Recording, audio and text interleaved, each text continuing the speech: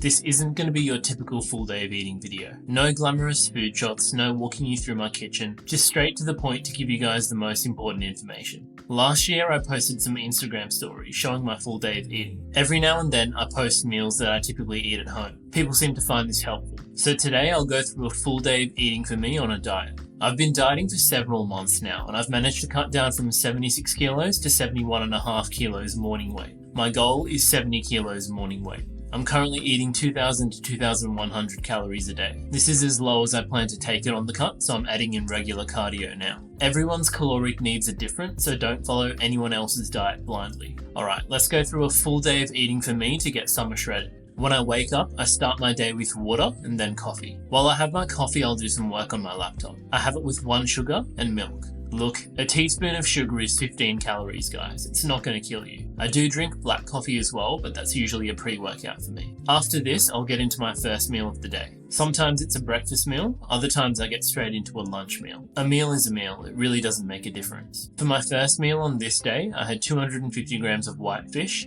100 grams of white rice, 100 grams of broccolini, and 200 mils of juice. This was also my pre-workout meal. I usually like to have 2 meals before I train, but sometimes I only have 1. My second meal on this day was also my post-workout meal. For this meal I had 250 grams of chicken breast, 100 grams of white rice, and 80 grams of parsley, topped off with some Nando's peri-peri sauce. My last meal of the day is closer to when I go to sleep. On this day I had 1 scoop of whey protein isolate in 250 mils of low-fat milk, 180 grams of cherries, and a 90 gram banana with 15 grams of peanut butter. The total calories for my day worked out to be 2,068. The macros were approximately 171 grams of protein, 286 grams of carbs, and 30 grams of fat. I usually have 3 to 4 meals in a day. On this day, I had 3 meals. Now, I want to give you guys some simple pointers from this. In terms of food selection, I don't eat the exact same thing every single day because I like a bit of variety. I'll show you some other meals that I've been having on screen as examples. But some foods like rice are a staple for me. I think I'm like 70% rice, 30% human.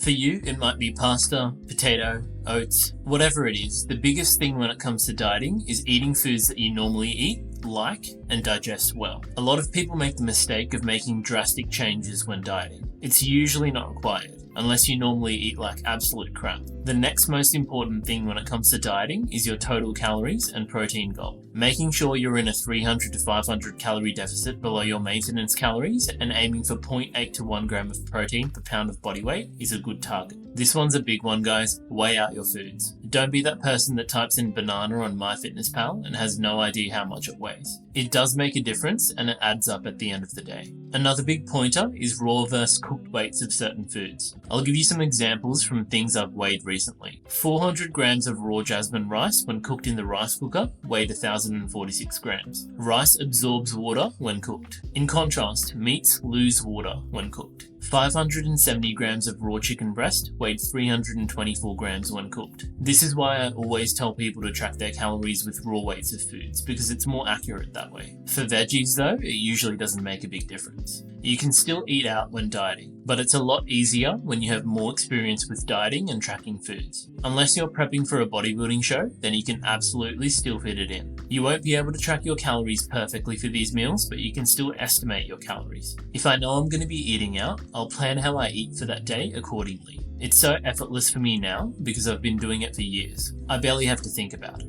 Intermittent fasting is a good tool to use if you want to save more calories for later. But personally, I still prefer having a lower calorie protein heavy meal rather than fasting. Once you get better at eating intuitively and estimating calories, dieting gets so much easier. You can still have treats, but keep it to 10 to 20% of your total calories. Dieting doesn't need to be restrictive, and I also treat myself when I'm craving something. Just make sure you don't overdo it. And at the end of the day, what you put in your body for fuel is important too. So include your favorite treats, but focus on nutrient-dense foods for the most part. The slower you diet, the better. Some people like to make the argument that if you diet faster, it'll be over sooner. Trust me guys, that's not a good approach. I saw this quote on Instagram that really hit the nail on the head. The quicker you try to lose weight, the longer it's going to take. The slower you diet with a plan in place, the more sustainable it'll be. And when you get to your end goal, it'll be much easier to maintain your new physique. By dieting slower, you'll also minimize strength and muscle loss. Aiming for 0.5 kilograms or 1% drop in body weight per week is sustainable. And that's it, guys. I hope this video was useful to you. Make sure to smash that like button and subscribe if you're new here. If you want a deeper explanation of my approach to getting shredded, then check out my other video on screen. As always, see you in the next one.